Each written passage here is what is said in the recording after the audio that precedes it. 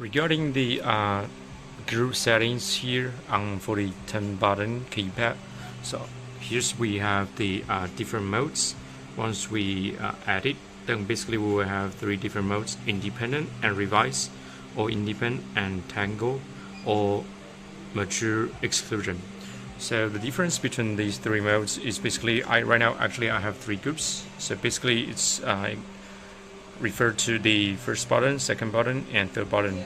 So if I use the first mode, independent and reverse, that means once I press this one, then it was switching and the indicator just flashing, then it's off. And the second one mode is independent and tangle. Once we press this button, you will keep lighting after the flashing mode, and press again, it will be off.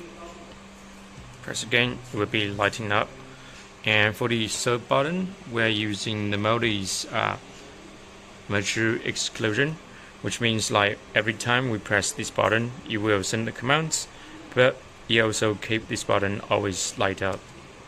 So this is the difference between those three different modes. With those one, basically it can show us like if especially the mode 3, and once press this button, it will light up, and it will show us the current which button we already pressed or which commands we already sent. Okay, thank you.